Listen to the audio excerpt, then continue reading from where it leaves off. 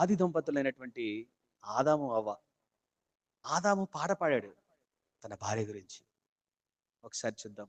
ఆదికాండము 2వ అధ్యాయం తీయండి. పేజీ సంఖ్య 2, అధ్యాయం 2, కాండము ఆది, 23వ వచనం. అప్పుడు ఆదాము ఇట్లా అనెను, నా ఎముకలలో ఒక ఎముక, నా మాంసంలో మాంసము, ఇది నరులో నుండి తీయబడిన గనక నారీ అనబడును. హల్లెలూయా.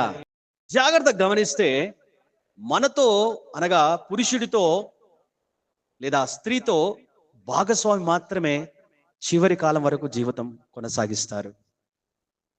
మీరు పిల్లల్ని కంటారు, పెద్ద చేస్తారు, పోషిస్తారు, చదివిస్తారు, అన్ని బాగుంటాయి. పెళ్ళైపోయిన తర్వాత వాళ్ళంతా కూడా వాళ్ళ జీవితం వాళ్ళు కొనసాగిస్తూ ఉంటారు. చూడండి, బ్రదర్ పాలకుల్లో ఉంటారు, వాళ్ళ పిల్లలు ఒక ఆయన ఏమో హైదరాబాదు, ఒక ఆయన ఏమో బెంగళూరు. మరి ఎవరుంటున్నారు ఆయనతో పాటు ఇంట్లో? పెద్ద కుమారుడా? కాదు. చిన్న కుమారుడా? కాదు. ఎవరు? కట్టుకున్న భార్య మాత్రమే. నీ కుమారుడు, నీ కుమార్తె నీతో ఉండరండి, ఇది సత్యం. నీతో జీవితాంతం ఉండేది ఒక్కరే, నీ భర్త, నీ భార్య.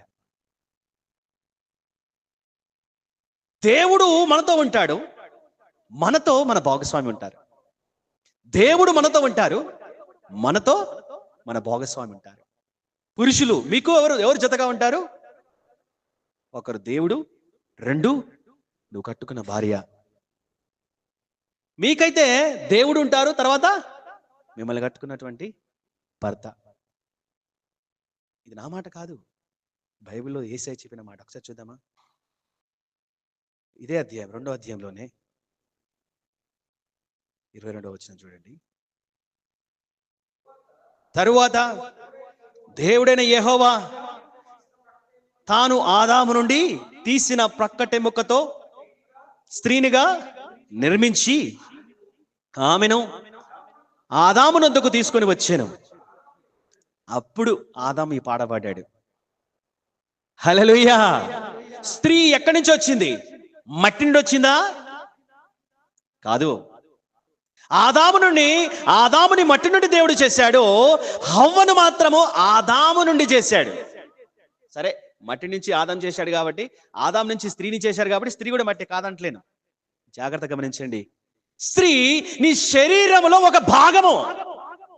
తాను వేరే నుంచి తీసుకురాలేదు దేవుడు, మళ్ళీ మట్టి తీసుకొని స్త్రీని తయారు చేయలేదండి. నీ శరీరం నుంచే దేవుడు ఒక ఎముకను తీసి ఒక స్త్రీని నిర్మించి తనను నీకు భార్యగా ఇచ్చారు. ఆ 2వ అధ్యాయం 24 ఒకసారి చూద్దాం. కాబట్టి పురుషుడు తన తండ్రిని తన తల్లిని విడిచి తన భార్యను హత్తుకొనును, వారు ఏక శరీరమై ఉందురు.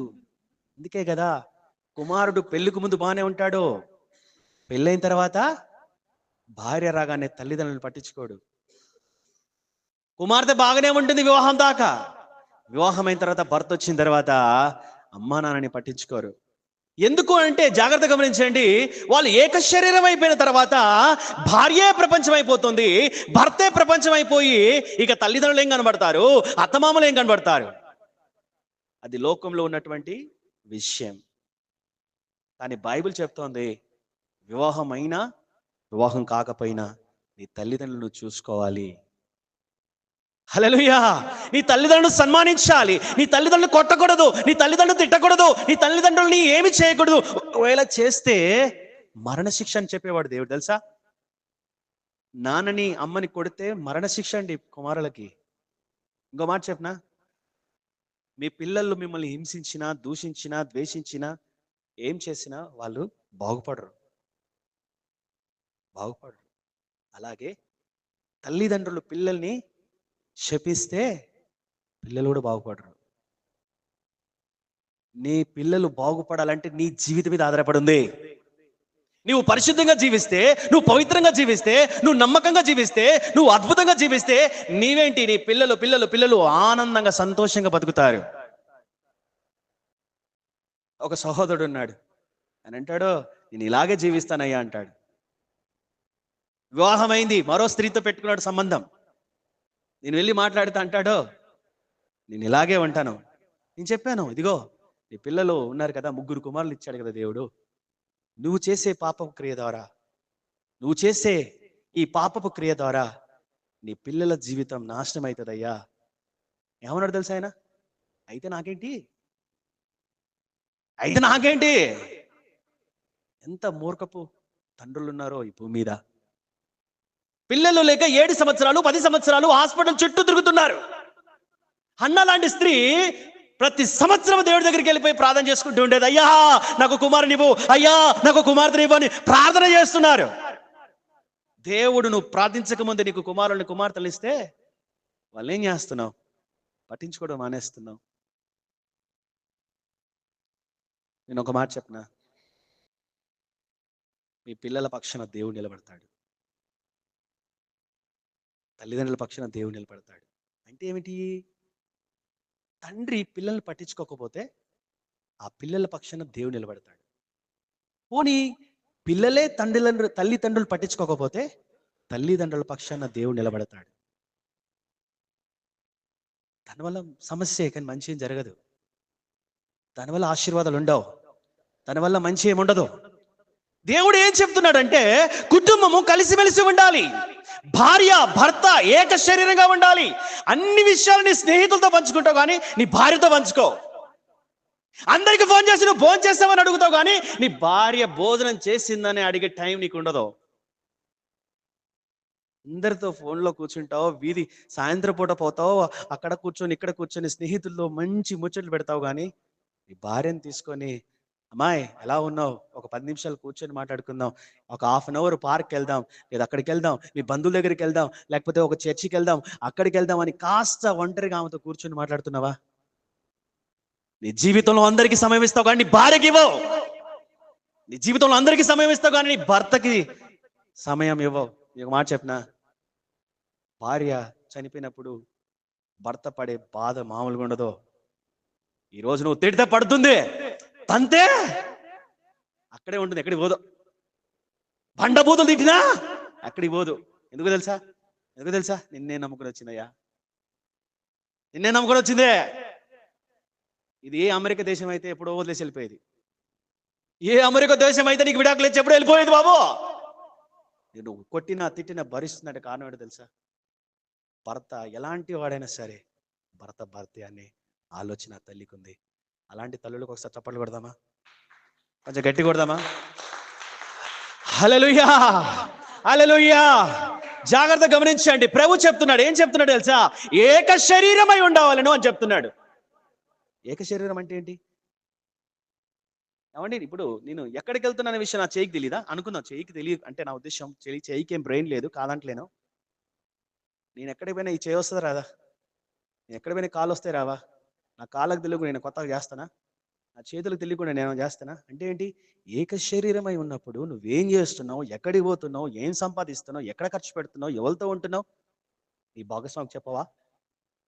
నువ్వు చెప్పట్లేవంటే అర్థం ఏమిటి తెలుసా? నువ్వు ఏక శరీరంగా ఉండట్లేవని అర్థం. భార్య పని మనిషి కాదయ్యా, భర్త పని మనిషి కాదయ్యా. ఒకరినొకరు పొగుడుకోవాలండి బాబు. నువ్వే గొప్ప అంటే నువ్వే గొప్ప, అంతేగాని భార్య భర్తల మధ్యన వివాదాలు ఉండకూడదు, గొడవలు ఉండకూడదు. ఈ విషయాలు వాళ్ళకి చెప్పడం, వాళ్ళ విషయాలు వీళ్ళకి చెప్పేసి సమస్యలు తెచ్చుకోకూడదు. జాగ్రత్త గమనించండి. ఆదాం అంటూ ఉన్నాడు, ఇదిగో నా మాంసంలో మాంసము, నా ఎముకలో ఎముక. అబ్బబ్బబ్బబ్బ, ఏం కవిత్వము, ఏం పాట, అద్భుతం. పెళ్ళైన కొత్తలో మనం కూడా అట్నే ఉంటాం. పెళ్ళైన 2 నెలలు 3 నెలలు ఓబ్బా. మా ఊళ్ళో ఒక ఆయన ఉంటాడు, వాళ్ళ అమ్మాయి వాటర్ తెర బిడ్డ అంటే వాటర్ తేడు. పెళ్ళైందో లేదో బాబోయ్, తెగ మోసేస్తున్నాడు ఇంటికి. 6 నెలల తర్వాత మళ్ళా పాత పాటే, బాబా తెచ్చుకోపా, నువ్వే తెచ్చుకోపా, నాకు పని లేదనుకుంటే ఏంటి, ఊరంతా తిరగాలి నేను మరి. పెళ్ళైన 3 నెలలు బాగుంటావు, 6 నెలలు బాగుంటావు, తర్వాత నువ్వెవరో నేనెవరో, నువ్వు చేసి పెడతావు, నేను తిని పెడతాను అంతే. నీ డ్యూటీ అది, నా డ్యూటీ ఇది. ఏమంటే అది సంసారం కాదండి బాబు, ఇది సంసారం కాదు. దేవుడు అలా ఆశిస్తలేడు మన నుంచి. హల్లెలూయా. జాగ్రత్త గమనించండి. పెళ్ళైన కొత్తలో బాగా చూసుకుంటావు, కొత్త చీర కొంటావు, రకరకాల మంచి మంచి వస్త్రాలు కొంటావు, చెప్పులు కొంటావు, అన్నీ కొంటావు. I love you, I love you, I love you, I love అని చెప్తావు. పోన్లే మన భాషలో ఏదో ఒకటి చెప్తాం. అమ్మాయి నువ్వు అందంగానే ఉంటావేమో బహుశా. 6 నెలల తర్వాత నీకు ఇష్టమైన చీర కట్టుకుని ఎదురుగా వస్తే కూడా పట్టించుకోవయ్యా బాబు. నీకు ఇష్టమైనటువంటి శారీ కట్టుకుని భర్తమైన నీ దగ్గరికి వస్తే కూడా పట్టించుకో. ఎవరి కోసం కడుతుందయ్యా? నీ కోసం కాదా? ఎవరి కోసం వండుతుందయ్యా? ఎప్పుడైనా నీ భార్య బిర్యానీ వండితే పొగుడేవా?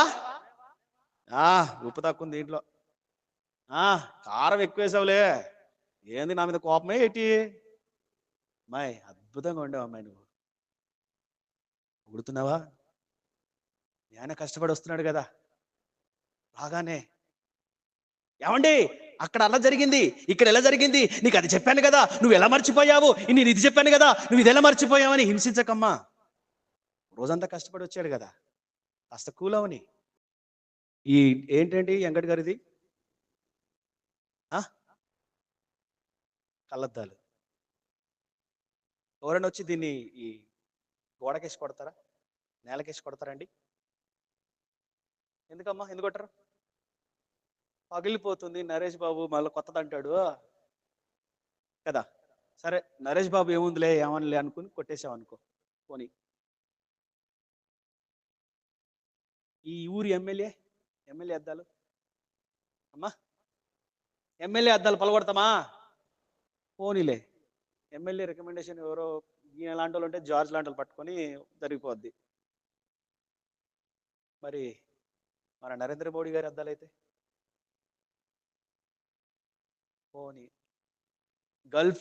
గల్ఫ్లో పరిపాలన చేస్తున్న రాజుల అద్దాలు ఎందుకు? అద్దాలు పగలగొడితే నన్నెక్కడ రాజుకి ఏంటండి బాబు, చంపేంటారంటే చంపేస్తారు, ఈయన తీసుకెళ్ళి జైలు ఏంటారంటే చేస్తారు. రాజు తలుచుకుంటే కొరడ దెబ్బలు తక్కువ ఉంటే ఏంది, బీపీ విమానం అవుతే. అవును కదమ్మా. అంటే ఏమిటి? ఒక రాజు, ఒక మనిషి యొక్క వస్తువుని నువ్వు పగలగొట్టడానికి, దాన్ని నాశనం చేయడానికి భయపడుతున్నావే. నీ భార్య ఎవరి సొత్తు? దేవుడి సొత్తు కాదా? నరేంద్ర మోడీ యొక్క అద్దాలు పగలగొట్టావు కానీ దేవుడు సృష్టించుకున్నటువంటి స్త్రీని ఏ విధంగా హింసిస్తావు? దేవుడు సృష్టించుకున్నటువంటి పిల్లల్ని ఎలా నువ్వు హింసిస్తావు? ఎలా పట్టించుకోకుండా రోడ్డు మీద వదిలిపెడుతున్నావు? ఈ తల్లిగారు ఉన్నారు చూసారా, వాళ్ళ ఇంటికి వెళ్ళాను నేను. వాళ్ళ ఆయనకి ఎంత సేవ చేస్తుందో ఈ అమ్మ. ఒక్కతే కొడుకులు పట్టించుకోవట్లేరు, కోడలు పట్టించుకోవట్లేరు, కానీ తల్లి మాత్రం తన భర్తని ప్రతి చోటుకి తీసుకెళ్తుంది, అన్ని హాస్పిటల్కి. కారణం ఏంటి తెలుసా? ఇందాక చెప్పినట్టే ఎవరిని తోడుంటారండి బాబు, దేవుడు ఉంటాడు, కట్టుకున్న భార్య ఉంటుంది. అందుకే ఆ స్త్రీమూర్తులకి మరొకసారి చప్పట్లు కొడదామా? కొంచెం గట్టి కొడదామా? కొంచెం గట్టి కొడదామా? కొంచెం గట్టి కొడదామా? కొంచెం గట్టి కొడదామా? ఏమండి కొడుకులు ఏముందండి బాబు, నెలకు 5,000 ఇస్తారు, 10,000 ఇస్తారు.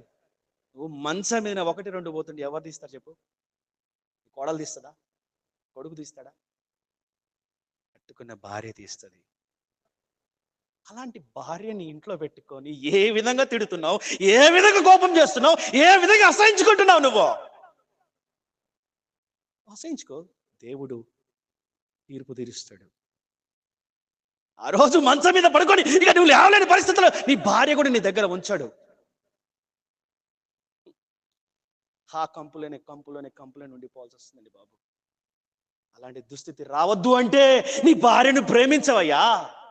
అలాంటి దుస్థితి రావద్దంటే నీ భార్యను నువ్వు పొగడవయ్యా. ఆ రోజు ఆదాము మంచిగా పాడబడ్డాడు, అద్భుతంగా పాడబడ్డాడు, హాయిగా బతుకుతున్నారు. అయితే భార్యతో ఆయన సరిగ్గా లేడండి బాబు, సరిగ్గా లేడు. భార్య ఏం చేస్తుంది? వేరే వాళ్ళతో స్నేహం చేస్తుంది. భర్త ఏం చేస్తున్నాడు? తనకు నచ్చినట్టు బతుకుతున్నాడు. ఎవరితో స్నేహం చేసిందో తెలుసా? అవ్వగారు ఎవరితో చేసిందక్క? పాముతో చేస్తుంది. భర్త బిజీలో ఉన్నాడు బాబు, డ్యూటీ డ్యూటీ డ్యూటీ అంటాడు. భార్య ఏం చేస్తుంది మరి ఇప్పుడు? ఎవరితో మాట్లాడాలి? మనిషి ఒంటరిగా ఉండలేడు కదా, సహవాసం కావాలి కదా. ఏం నవీన్ ఏం చేస్తావు అంటే ఏం చేస్తాడు? ఖాళీగా ఉండలేక ఫ్రెండ్స్తో తిరుగుతాడు, ఖాళీగా ఉండలేక సినిమాకి పోవాలనిపిస్తుంది, ఖాళీగా ఉండలేక పార్కులకు పోవాలనిపిస్తుంది. ప్రతి మనిషికి సహవాసం కావాలి. ఆ రోజు ఆదాము తన పనులు తను బిజీగా ఉన్నాడేమో. అవ్వం ఏం చేస్తుందయ్యా అంటే సర్పంతో స్నేహం చేస్తా ఉంది. నీకు తెలుసా, నీ భార్యతో నువ్వు సరిగా ఉండకపోతే నీ భార్య ఎవరితో స్నేహం చేస్తుందో? టీవీతో చేస్తుంది స్నేహం, సీరియళ్లతో చేస్తుంది. మీరంతా కూడా ప్రభులోకి రాకముందు, నువ్వు ప్రభులోకి రాకముందు నీ ఫ్యాన్ ఎవరండి సినిమాలలో? సౌందర్య. నవీన్, నీ ఫేవరెట్ అదే అభిమాన నటుడు? ఎన్టీఆర్. ప్రత్యేకంగా ఈస్ట్ వెస్ట్ గోదావరి అంటే తూర్పు పశ్చిమ గోదావరిలో అబ్బబ్బబ్బబ్బా ఫ్యాన్స్ అంటారండి బాబు. నేను మా అత్తగారు అదే ఊరు కాబట్టి వెళ్తూ ఉంటాను కదా, పెద్ద పెద్ద ఫ్లెక్సీలు కడతారు. ఎవరి కోసం? సినిమా వాళ్ళ కోసం. వాడు అప్పు చేస్తాడు, ఏమైనా చేస్తాడు, సంపాదించి డబ్బంతా తీసుకెళ్ళి పెద్ద ఫ్లెక్స్ పెడతాడమ్మా. నేను ఒక కుర్రని అడిగా, ఎందుకు ఇంత చేసినావంటే, అవునా ఆయన కోసం నేను ఏమైనా చేస్తా, ప్రాణమైన ఇస్తా అంటాడు. ప్రాణమైన ఇస్తావా? ఓ ఇస్తా. నీకు రోజు అన్నం పెట్టేది ఎవరు? అన్నం పెట్టేది ఎవరు? మీ అభిమాన నటుడు అన్నం పెట్టాడా? సరేలే, ఇక నువ్వు నీకు 7 రోజులు అంతే కదమ్మా, అంతే కదా, 7 రోజులు నువ్వు తిండి మానేరా బిడ్డ, ఎట్లా బతుకు చూస్తా. బతకగలడా? కాలేజీకి పోతున్నావు, స్కూల్కి పోతున్నావు కదా నవీన్, నీ స్కూల్ ఫీజు కట్టింది ఎవరు? కాలేజ్ ఫీజు కట్టింది ఎవరు? అమ్మా నానే. నిన్ను పెంచి పెద్ద చేసి ప్రయోజకులు చేసిన నాన్న కోసం నువ్వు ఏమి చెయ్యవు. నీకు ఎలాంటి సంబంధం లేదు, అలాంటి వ్యక్తి కోసం ఫ్లెక్సీలు కట్టడం. ఎవరండి మనకు నిజమైనటువంటి హీరోలు? మన అమ్మ నాన్నే. కొడదామా చప్పట్లు మన అమ్మ నాన్న కోసం? కొంచెం గట్టి కొట్టండి, కొంచెం గట్టి కొట్టండి, ఇంకా కొంచెం గట్టి కొట్టండి. హల్లెలూయా, హల్లెలూయా. మన అమ్మ నాన్నలు మనం పట్టించుకోకపోతే ఈరోజు మనం లేవండి, ఈరోజు మనం లేము. ఒకరోజు నాకు తేలు కుట్టిందండి మా ఇంట్లో. ఆ రోజు నేను మా నాన్నని చూశాను, వా కింద మీద అయిపోతున్నాడు. తేలు కుట్టినా ఏమైనా కుడితే మేము మందిస్తాం, నాటు వైద్యం చేస్తాం. మీకు చెప్తాను, ఊళ్ళో ఉన్న కోడి ఉంటుంది చూసారా, నాటుకోడి అంటారు కదమ్మా, దాని చేదు అంటారు తెలుసు కదా, కాలేం దగ్గర ఉంటుంది చేదు, దాన్ని తీసి తేలు కుట్టిన చోట పెడితే తగ్గిపోద్ది, ఈజీగా తగ్గిపోద్ది. నాకు ఫస్ట్ టైం కుట్టింది, మా నాన్న ఏం చేశాడు తెలుసా అండి, గంప కింద కోడి తీసి 2గా చీల్చాడు. ఒక్క సెకండ్ కూడా లేట్ చేయడానికి ఇష్టపడలా. ఎందుకంటావు? నాన్న ప్రేమ అండి బాబు. హల్లెలూయా. కొడదామా అలాంటి నాన్నల కోసం చప్పట్లు. ఆ కోడిని 2గా చీల్చేసి చేదు తీసుకొచ్చి పెట్టాడు నాకు. నా కొడుకు ఏం కాకూడదు, ఏం కాకూడదు, ఏం కాకూడదు, ఏం కాకూడదు. నాన్నలు వాళ్ళ ఎముకలు అరిగిపోయేలా, మాంసమంతా అరిగిపోయేలా కష్టపడతారు. ఎందుకు తెలుసా నవీన్? నువ్వు నేను బాగుండడం కోసమే. అలాంటి అమ్మ నాన్న కోసం మళ్ళొకసారి సపోర్ట్ కొడదామా? కొంచెం గట్టి కొడదామా బాబు? హల్లెలూయా. సరే, వాక్యం ముందుకెళ్దాం. తర్వాత ఏమైందా అంటే, ఈ సర్పంతో సహవాసం చేస్తున్నప్పుడు భర్త అనాలి కదా, ఏమమ్మా రోజంతా ఎవరితో మాట్లాడుతున్నావు? ఆ సర్పంతో నీకేం పని? నువ్వు వెళ్ళకూడదు, మాట్లాడకూడదు. ఏసైతో మాట్లాడుకుందాం, ఏసుతో ఉందాం అని చెప్పాల్సిన భర్త చెప్పలేదనుకుంటా. ఆ మేడం గారు సర్పంతో ఫ్రెండ్షిప్ చేస్తుంది. ఆ సర్పం ఎవరితో ఫ్రెండ్షిప్ చేస్తుంది? సైతంతో ఫ్రెండ్షిప్. దేవుడు చేసిన సృష్టిలో అతి గొప్ప జంతువు ఏందయ్యా అంటే సర్పమే. సైతానితో సర్పము స్నేహము, సర్పము హవ్వతో స్నేహము. హవ్వ ఆదాము చక్కగా లేదు ఫ్రెండ్షిప్. ఎందుకయ్యా అంటే ఫ్రెండ్షిప్ బాగుంటే కాపాడుకున్నట్టు కదా. నీ భార్యని కాపాడే బాధ్యత ఎవరిది? భర్తలే. భర్తల్ని కాపాడుకునే బాధ్యత ఎవరిదమ్మా? ఆ నిరీక్షణతోనండి మనల్ని భరిస్తుంది భార్య. భర్త తాగుబోతైనా, తిరుగుబోతైనా, ఎలాంటోడైనా సరే భార్య భరిస్తుంది. ఎందుకో తెలుసా? ఏదో ఒక రోజు నా దేవుడు నా భర్తని మారుస్తాడన్న విశ్వాసం. అంతకు మించి ఇంకోటేం లేదు. నా భర్త కోపిస్తే నో ప్రాబ్లం, తంతాడు నో ప్రాబ్లం, అయినా నేను భరిస్తా. కారణం తెలుసా? ఏదో ఒక రోజు నా యేసయ్య మారుస్తాడు. మా కుటుంబం కూడా అలాగే ఉండేది. మరి నిన్న సాయంత్రం చెప్పినట్లు ఆ కుటుంబాన్ని మార్చిన దేవుడు మనందరి కుటుంబాలను మార్చునుగాక. హల్లెలూయా. ముందుకెళ్దాం. తర్వాత ఏమైందయ్యా అంటే, ఈ ఫ్రెండ్షిప్ లో ఏం జరిగిందంటే, వాళ్ళు చక్కగా దేవుడికి విరుద్ధమైన కార్యము చేయడానికి ఇష్టపడ్డారు. ఎవరు? హవ్వమ్మ గారు. ఇప్పుడు హవ్వమ్మ ఏం చేయాలి? ఇదిగో ఈ పాము వచ్చి నాతో ఇలా మాట్లాడుతుంది, ఈ చెట్టు ఫలము తినమని చెప్తా ఉంది, దీని గురించి మనం చర్చించుకుందామని ఆమె అనలే. చూడడానికి బాగుంది, రమ్యంగా ఉంది, బ్యూటిఫుల్ గా ఉంది. అందుకే ఆడవాళ్ళకి చీరలు కనపడితే చాలు పరిగెత్తుకు వెళ్ళిపోతారు. మనం షాపింగ్ చేస్తే అర్ధగంటలు అయిపోద్ది, వీళ్ళు షాపింగ్ చేస్తే 5-6 గంటలు. ఇది అవ్వమ్మ బుద్ధులు అడిగిపోతాయి. హల్లెలూయా. జాగ్రత్త గమనించండి. ఆ రోజు హవ్వ ఏం చేసిందయ్యా అంటే, ఫలములు తీసుకొని తాను తిని భర్తకిచ్చింది. భర్త అడ్డుకోలేదు. భర్త ఎప్పుడు అడ్డుకుంటాడు? నువ్వు చర్చికి వెళ్ళొద్దని అడ్డుకుంటాడు, ప్రార్థన చేయొద్దని అడ్డుకుంటాడు, సినిమా పోతంటే అడ్డుకోడు. ఇదెక్కడ భర్త? జాగ్రత్త గమనించండి. భర్త, బైబిల్లో ఇంకో మాట ఉంది తెలుసా? భార్య చేసుకున్న ఓడంబడిక, లేదంటే ఏమంటుందని తెలుగులో, అచ్చ తెలుగులో ఒట్టు పెట్టుకోవడం, మొక్కుబడి.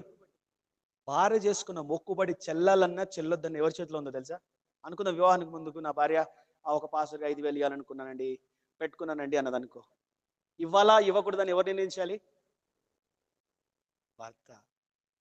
ఆమె ఇవ్వాలనుకున్నది, నేను ఇవ్వద్దని కూడా చెప్పొచ్చు, దానివల్ల ఏ సమస్య లేదు. చూడండి దేవుడు ఎన్ని పవర్స్ ఇచ్చాడో భర్తకి. హల్లెలూయా. కాబట్టి జాగ్రత్త గమనించండి. అక్కడ పురుషుడు లేదా భర్త అయినటువంటి ఆదాము గారు హవ్వ గురించి చర్చించుకోలేదు, మాట్లాడుకోలేదు. అవునా ఇలాగ తినొచ్చా, అయితే ఈ విషయాన్ని మనం దేవుడితో చెప్పుకుందామని ఆలోచన వాళ్ళకి రాలా. తినకూడదు అనే చెట్టు ఫలం తినడానికి వాళ్ళు వేగిరపడ్డారు, కానీ ఇది దేవుడితో చర్చించుకోవాలనే ఆలోచన రాలా. నేను మరొకసారి గుర్తు చేస్తున్నానమ్మా, ఆవేశంలో కోపంలో తీసుకునే నిర్ణయాల వల్ల కుటుంబాలు నాశనం అవుతుంటాయి. క్షణిక పాఠం వచ్చే కోపము చాలా ప్రమాదం. ఎంతో మంది మర్డర్ చేసిన వాళ్ళ దగ్గరికి వెళ్ళి అడగండి, ఒరేయ్ ఎందుకు చంపావురా, ఏం చేయమంటారండి బాబు, కోపం వచ్చేసింది. కోపం చాలా ప్రమాదం. కోపం కోపం చాలా ప్రమాదం. ఆవేశం. ఒక సాక్ష్యం చెప్తాను, జరిగింది. మా తమ్ముడు రమేష్ మన శుక్రవారం వాక్యం చెప్పాడు. ఆ తమ్ముడే గాంధీ హాస్పిటల్కి వెళ్ళాడు. నేను చెప్పాను అనుకుంటే, ఇక్కడ చెప్పానో తెలీదు. గాంధీ హాస్పిటల్కి వెళ్తే ఒక తల్లి ఏడుస్తూ ఉంది. తమ్ముడు వెళ్ళి యేసు గురించి చెప్తున్నాడు. ఎందుకు ఏడుస్తున్నావు అమ్మ అంటే, నా కూతురు చావు బతుకులో ఉంది అని చెప్పినాడు. చెప్పింది ఆ అమ్మ. ఏమైందమ్మా అంటే, నా కూతురికి నాకు గొడవ అయింది. ఏమైందండి? కొంచెం గట్టిగా స్పందించాలి. ఏమైంది? గొడవ అయింది. ఏం గొడవ అంటే, నాకు నా కూతురికి రోజు గొడవ అవుతుంది. ఆమె స్కూల్కి వెళ్ళే అమ్మాయి. ఈ గొడవల్లో మాటల్లో వీళ్ళిద్దరూ వాడే పదాలు ఏంటో తెలుసా? ఆ పాప అంటది, నీ ఇంట్లో నుంచి వెళ్ళిపోతా, పోవే, నేను చచ్చిపోతా, సావే అని రోజు అనుకుంటారంట. కానీ ఆమెం సావలేదు, బాగానే ఉంది. రోజులు గడుస్తున్నాయి. ఆ రోజు ఇలాగే గొడవ అయింది. ఆ గొడవలో ఆ కూతురు అంటుందంట, అమ్మా నేను చచ్చిపోతా, నేను సస్తే తెలుస్తుంది నా విలువ అని ఒంటిట్లోకి వెళ్ళి కిరోసిన్, పల్లెటూరులో కిరోసిన్ ఉంటుంది కదా, పోసేసుకొని తగలెట్టుకుంది. ఆ చావు బ్రతుకులు ఉన్నప్పుడు తల్లిని అడుగుతుందంట, అమ్మా నేను చస్తా అంటే నన్ను ఎందుకు ఆపలే తల్లి? నువ్వెప్పుడు చస్తా అంటావు కదా, ఇప్పుడు ఏం చేసుకోలేదు కదా, ఈ రోజు కూడా మామూలే అనుకున్నానమ్మా, ఇలా చేస్తావు నాకు తెలియదమ్మా, తెలిస్తే ఆపకపోదునా? మీరు చెప్పండి, ఇద్దరికైనా కక్ష ఉందా? తల్లి కూతురికి ఏముంటుందండి బాబు? అమ్మా గిన్నెలు గడుగు అన్నాలే, నేను కడగను పో అన్నాలే, ఇంత చిన్న చిన్నవి ఉంటాయి. కానీ ఎందుకు తగలబెట్టుకుంది తన దేహాన్ని? చెప్పండి, ఎందుకు? అమ్మ మీద కోపం, ఆవేశం. కోపం, ఆవేశంలో తీసుకునే నిర్ణయాలు మనిషి జీవితాన్ని తీసుకెళ్ళిపోతాయండి. కోపం వచ్చిందా, మనిషిలో వస్తుంది, ప్రార్థన చేసుకో, కోపం రాకూడదు. ఆవేశం వస్తుంది, ప్రార్థన చేసుకో, ఆవేశం రాకుండా దేవుడు సాయం చేస్తాడు. కోపం ఎలా ఉండదు తెలుసా అండి? పొద్దున వస్తే సాయంత్రం కల్లా కూల్ అయిపోవాలి. ఏమండి, మనిషి అన్నాక క్షమించే గుణం ఉండాలి, క్షమాపణ అడిగే గుణం కూడా ఉండాలి. హల్లెలూయా. ఒకరిని క్షమించగలగాలి, ఒకరిని క్షమాపణ కోరగలగాలి. క్షమాపణ అడితే కిరీటం పడిపోద్దా? ఏమండి, క్షమాపణ అడితే కిరీటం పడిపోద్దా? నీ భార్యే కదా, నీ కుటుంబమే కదా, ఆమె లేకపోతే నీ జీవితం ఏడుంది? ఆ తర్వాత ఏం జరిగిందయ్యా అంటే, జాగ్రత్త గమనించండి, ఇద్దరు మంచోళ్ళ స్నేహం కాదు ఇది. సర్పం దుష్టానికి సాదృశ్యంగా ఉంది. సైతానికి సంబంధించినటువంటి ఆ సర్పము, దుష్టత్వం కలిగినటువంటి సర్పము, మంచిగా పరిశుద్ధంగా ఉన్నటువంటి హవ్వ, ఇద్దరు ఫ్రెండ్షిప్ చేశారు. చూడండి, మంచోడు చెడ్డోడు ఫ్రెండ్షిప్ చేస్తే చివరికి ఏమొస్తుందో తెలుసా? నాశనమే వస్తుంది. నాశనమే వస్తుంది. అప్పుడు ఏం జరిగింది చూడండి, జాగ్రత్త గమనిస్తే, సర్పం చెప్పిన మాట విని వీళ్ళు పండును తిన్నారు. పండును తినవడం వలన దేవుడికి వీళ్ళు శత్రువు అయ్యారు. చూద్దాం, ఒక వచనం చదువుదాం.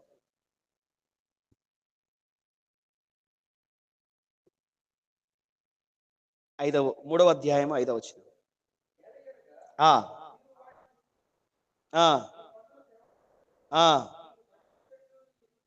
ఆ ఆ తెలియనని స్త్రీతో చెప్పగా, స్త్రీ ఆ వృక్షమును ఆహారముకు మంచిదియు కన్నులకు అందమైనదియు వివేకమిచ్చు రమ్యమైన ఇండుట చూచినప్పుడు ఆమె దాని ఫలములలో కొన్ని తీసుకొని తిని తనతో పాటు తన భర్తకును ఇచ్చెను.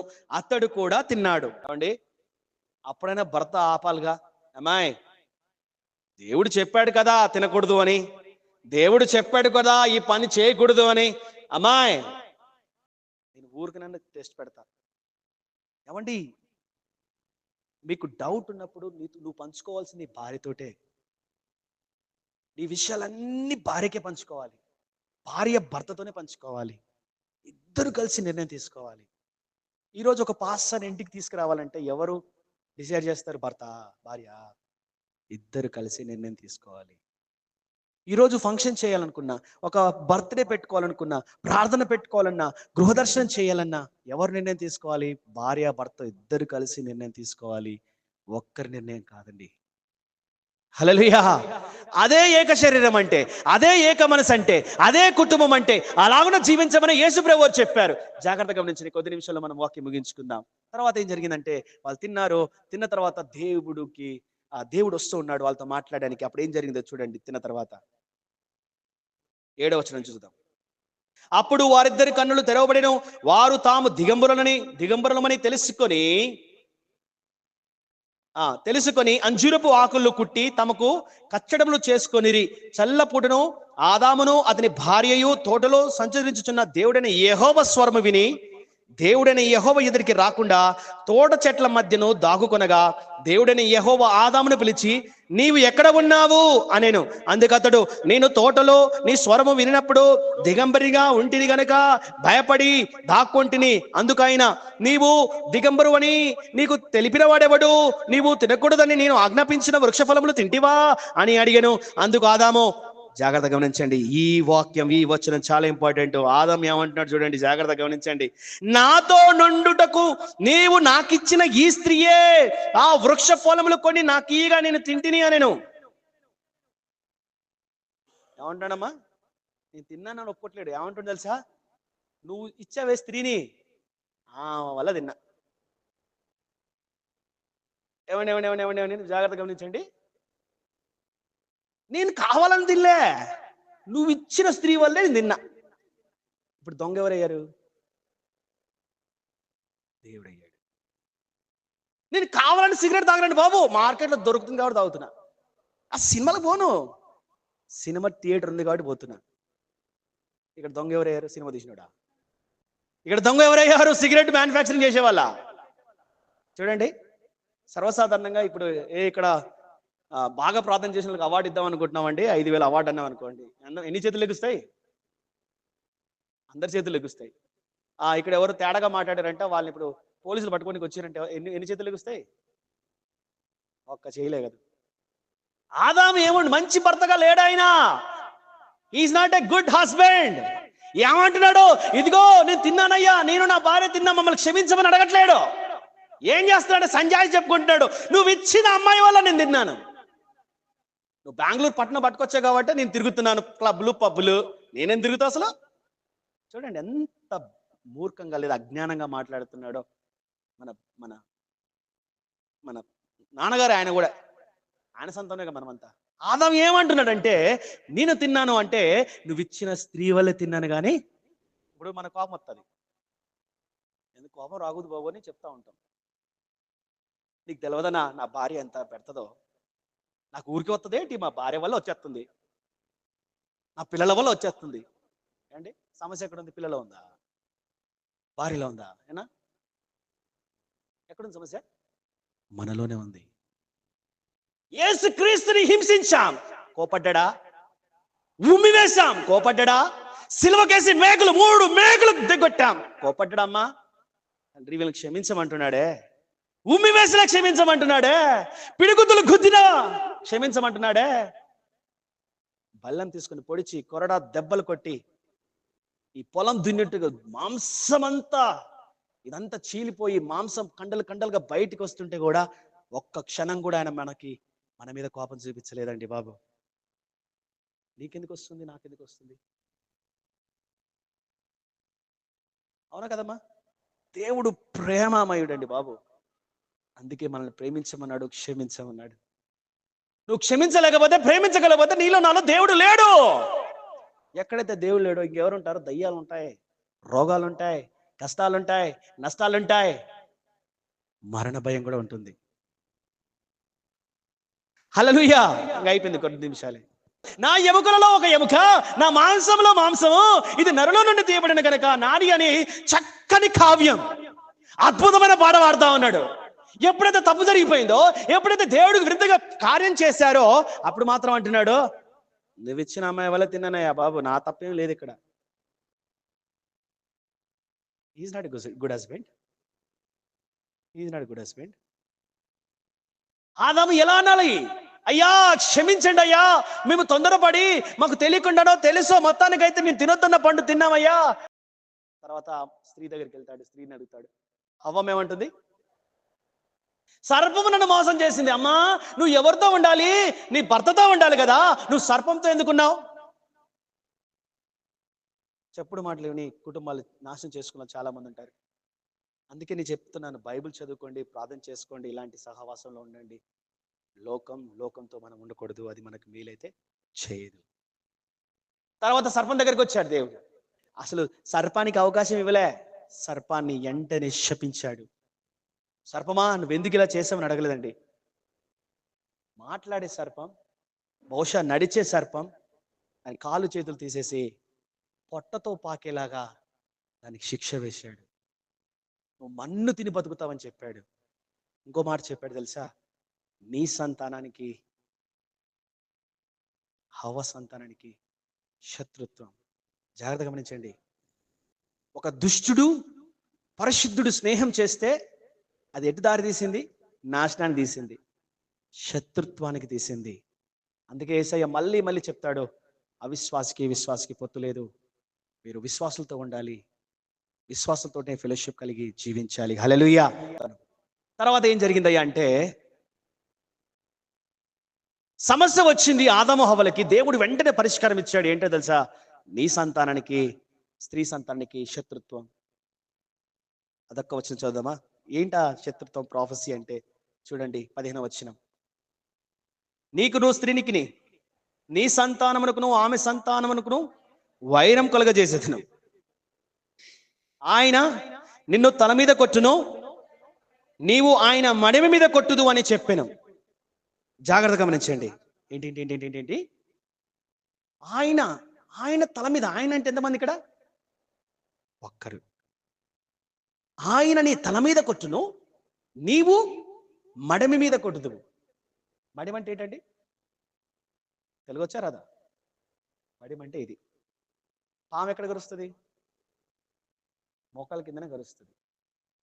పాము ఎగిరి కరుస్తుందా మనల్ని? కరుస్తుందమ్మా? ఎప్పుడైనా చూశారా మీరు? అర్థమైందా పెద్దమ్మా? పాము పాకుతుంది అనుకోండి, ఎగిరి మనల్ని కరుస్తుందా? కరవదు. దాని లెవెలు మన పాదాల దగ్గరే. హల్లెలూయా. తలను చిత్త కొట్టిన తర్వాత బతికిన పాము ఉందా? లేదు. పాము గాయం చేస్తుంది, మనిషికి ఏం కాదు. కానీ పాముని తల చిత్త కొడితే దానికి మరణం. జాగ్రత్త గమనించండి. యేసుక్రీస్తు ప్రభు వారు సాతాను యొక్క తలను చిత్త కొట్టాడు. కొడదామా చప్పట్లు యేసు ప్రభు వారికి? హల్లెలూయా. హల్లెలూయా. మరి మడ మీద కొట్టుడు అంటే ఏంటో తెలుసా? ఆయనకి విరుద్ధంగా మనుష్యుల్లో దూరి, ఇస్కరియోతు యూదులోకి దూరి యేసయ్యకి విరుద్ధంగా సాక్ష్యం చెప్పటం, అబద్ధ సాక్షుల్లోకి దూరి యేసయ్యకి విరుద్ధంగా మాట్లాడడం, పిలాతులోకి దూరి లేకపోతే అక్కడ ఉన్న ప్రజలకు దూరిపోయి యేసయ్యని చంపేద్దాం, గుద్దేద్దాం, కొట్టేద్దాం, శిలో మేకులేసి కొట్టేద్దాం, ఇలాగనే హింసించడం ట్రై చేశాడు. గాయమైంది యేసయ్యకి, కానీ మరణం ఆయన ఏం చేయలేదు. ఆయన మరణపు ముళ్ళని విరగొట్టేసి బయటకు వచ్చాడు. హల్లెలూయా, హల్లెలూయా, హల్లెలూయా. జాగ్రత్త గమనించండి. ఇదిగో ఆదాము హవ్వలు కలిసిమెలిసి హాయిగా ఉండలేని బ్రతుకుల్లో ఉన్నప్పుడు సాక్షాత్తు దేవుడే దిగి వచ్చి అలాగున ఆయన ప్రాణం పెట్టి రక్తం ఇచ్చి మనల్ని విడిపించాడు. అందుకే ఈ లెంట్ డేస్ చేస్తా ఉన్నారు అందరు. హల్లెలూయా. పాము ఇక్కడే ఉంటుందండి బాబు. సాతాన్ని కాళ్ళ కిందనే తొక్కాలి మనం. సాతాన్ని కాళ్ళ కిందేసి నలిపేయాలి. చాలా మంది ఏం చేస్తారు తెలుసా? నెత్తి పెట్టుకుని తిరుగుతారు.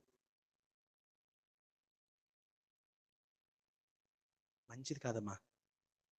సాతాన్ని నలిపేయాలి. వాడు కీడు చేసేవాడు, నాశనం చేసేవాడు, అన్యాయం చేసేవాడు, వాడు అబద్ధికుడు, వాడు మొత్తం నాశనం కోరుతాడు. కానీ ఈ ప్రపంచంలో కనికరం లేని వాళ్ళు ఎవరన్నా ఉన్నారంటే వాడు ఒక్కడే అమ్మా. కింద పడితే అయ్యో అనే అంత మనం అయ్యో అని కూడా అనని వాడు ఒక్కడే ఒక్కడు. ఎవడాడు? సైతాన్. అలాంటి వాడికి నీ ఇంట్లో చోటు ఉండకూడదు, నీ హృదయంలో చోటు ఉండకూడదు, నీ కుటుంబాల్లో చోటు ఉండకూడదు. ఎవరికి చోటు ఉండాలి? హల్లెలూయా. యేసుక్రీస్తు ప్రభు వారికి మాత్రమే చోటు ఉండాలి. ఈ రోజు మాట్లాడుకున్న కొన్ని మాటలు ఒక్కసారి గుర్తు చేసి మనం ప్రార్థన చేసుకుందాం. భర్త భార్యని ప్రేమించాలి, భార్య భర్తలు హాయిగా ఉండాలి, ఒకరినొకరు ప్రేమించుకోవాలి, ఒకరినొకరు క్షమించుకోవాలి. ఒకసారి ఆ తల్లి ఇంటికి వెళ్ళండి, ఆమె చేసే సేవ చేస్తే మీకు అర్థమైంది. నేను చూశాను, అందుకే చెప్తున్నాను. హల్లెలూయా. రెండోది, సందర్భం వచ్చినప్పుడల్లా మీ భార్య మీద నిందలేయకండి. తప్పు నీ భార్యదైనా నీ మీద వేసుకో. అదండి నిజమైన భర్త చేసే పని. నీ పిల్లలు ఎందుకు పుట్టండ్రా బాబు ఈ నాన్నకి ఈ అమ్మకి అనుకోకూడదు. నిజంగా నేను ఈ అమ్మకి నాన్నకి పుట్టి నీ నిజంగా ధన్యుని అని చెప్పుకోవాలి. క్రీస్తులోకి రాకముందు నేను మా ఫ్యామిలీ గురించి అలాగే అనుకునేవాడిని. ఎందుకు పుట్టాడు రా బాబు ఇంట్లో? క్రీస్తులోకి వచ్చిన తర్వాత దేవుడు నా కళ్ళు తెరిపించిన తర్వాత ఎప్పటి చెప్తాను, అలాంటి కుటుంబంలో నా దేవుడు నన్ను పుట్టించినందుకు ధన్యుని. హల్లెలూయా, హల్లెలూయా. తండ్రులారా, తల్లులారా, నీ పిల్లలు మీ గురించి ఏం సాక్ష్యం చెప్తున్నారు? వాళ్ళ స్నేహితుల దగ్గర, బంధువుల దగ్గర, నీ ఇంటి పొరుగు వాళ్ళ దగ్గర ఏం చెప్తున్నారు? ఒరే మా ఇంటికి రారా అని అన్నారనుకో, నేను అన్నాను అనుకో, ఒరే నీ మీ ఇంటికి రానరా బాబు. ఎందుకురా అంటే, మీ ఇంట్లో ఎప్పుడు గొడవలు, నేను ఎందుకు వస్తాం? అంత ఏడుస్తాడు ఆ పిల్లోడు. మీరు తన్నేసుకొని కొట్టేసుకుంటే పిల్లలు వీధులు నిలబడి ఏడుస్తూ ఉంటారు. దేవుడు పెట్టాడు ఆ ప్రేమని. కుటుంబం అంటే ప్రేమ అండి బాబు. వాళ్ళకి వీళ్ళకి పంచడం కాదు. ముందు నీ భార్యకి నీ పిల్లలకి పంచు చూస్తా. నీ భార్య బిడ్డల్ని ప్రేమించలేనివి ఇంకేం ప్రేమిస్తావు? హల్లెలూయా. కళ్ళు మూసుకొని ప్రార్థన చేసుకుందాం. బహుశా ఇప్పటి వరకు మన భార్యని మనం ప్రేమించలేదేమో, బహుశా ఇప్పటి వరకు మన పిల్లల్ని మనం సరిగా చూసుకోలేదేమో, నిందలు మోపామేమో మన భార్యల మీద, భర్తల మీద. లేనిపోని మాటలు మన అమ్మ నాన్నకు చెప్పామేమో భర్తల గురించి, మా ఆయన అలా, మా ఆయన ఎలా. లేనిపోని మాటలు చెప్పామేమో మన భార్య గురించి, మన అమ్మ నాన్నలకి, అమ్మ నీ కోడలు ఇలా ఉంటుంది అలా ఉంటుంది అని. ఏదో మన అమ్మ నాన్నల గురించి చెడుగా మన ఫ్రెండ్స్కి చెప్పి ఉన్నామేమో, మా నాన్న అలా ఉంటాడు ఇలా ఉంటాడని. ఇదిగో ఒకవేళ అలా చేసి ఉంటే దయచేసి క్షమాపణ కోరుదాం. యేసయ్యా మమ్మల్ని క్షమించమని అడుగుదాం. యేసయ్యా నా భార్యను ప్రేమించడం నాకు నేర్పించని అడుగుదాం. యేసయ్యా నా భర్తను ప్రేమించడం నాకు నేర్పించండి అని అడుగుదాం. యేసయ్యా నా పిల్లల్ని క్షేమంగా బాగా పోషించటానికి, వాళ్ళని ఎలా ఎదగాలో అలా ఎదిగించడానికి, నీ వాక్యంలో ఎదగడానికి అట్టి జ్ఞానం నాకు ఇవ్వమని అడుగుదాం. నువ్వు సహాయం చేసే దేవుడు కదా, పరిశుద్ధపరిచే దేవుడు కదా. నువ్వే కదా కుటుంబాన్ని ఏర్పాటు చేసింది, నువ్వే కదా భర్తని ఇచ్చింది, నువ్వే కదా భార్యని ఇచ్చింది, నువ్వే కదా పిల్లల్ని ఇచ్చింది. మా కుటుంబంలో సమాధానం మాకు ఇవ్వవా అని మనసారా అడుగుదాం. ప్రార్థనలోకి పెంచండి. పరిశుద్ధ సర్వశక్తిమంతుడైన యేసయ్యా నీకు స్తోత్రాలు తండ్రి. మమ్మల్ని మా పాపాలన్నీ క్షమించండి నాయన. ఇప్పటి వరకు మా భార్యలు మేము ప్రేమించలేదు, ఇప్పటి వరకు మా భర్తలు మేము ప్రేమించలేదు, ఇప్పటి వరకు మా పిల్లల్ని సరిగా మేము చూసుకోలేదు. ఏదో 3 పూట్ల భోజనం పెడితే చాలనుకున్నాం, ఏదో వస్త్రాలు ఇస్తే చాలనుకున్నాం, కానీ వాళ్ళకు ప్రేమను పంచాలని ఆ జ్ఞానం మాకు లేదయ్యా. మమ్మల్ని క్షమించండి. మాకు ప్రేమించే మనసునివ్వండి, ప్రేమించటం నేర్పించండి, క్షమించటం నేర్పించండి, క్షమాపణ అడగటం నేర్పించండి. ఆదాములాగా మేము అనకూడదు, హవ్వలాగా మేము అనకూడదు. ఆదాము హవ్వలు ఏకమై నీకు విరుద్ధంగా పాపం చేశారు. నేను నా భార్యను, మేము మా కుటుంబంలో అయినను నీకు విరుద్ధంగా మేము పాపం చేయకూడదు నాయన. అపవాదికి అవకాశం ఇవ్వకూడదు నాయన. నీకే స్థానం ఇవ్వాలి, నీకే మేము స్థానం ఇవ్వాలి. నీ సహవాసం మాకు కావాలి. ఏ సర్ప సంతాన సహవాసం మాకు వద్దు, అపవాది సహవాసం మాకొద్దు నాయన. ఈ దినం మొదలుకొని మమ్మల్ని దీవించి ఆశీర్వదించి నీ నామానికి మహిమకరంగా నీ చిత్తానుసారంగా జీవించడానికి మాకు సహాయం చేయమని కోరుకుంటూ మమ్మల్ని మేము తగ్గించుకొని మీ నామాన్ని హెచ్చిస్తూ అతి త్వరగా రానున్న యేసుక్రీస్తు నామంలో ప్రార్థన చేయించున్నాం పరమ తండ్రి. ఆమేన్, ఆమేన్, ఆమేన్. హల్లెలూయా.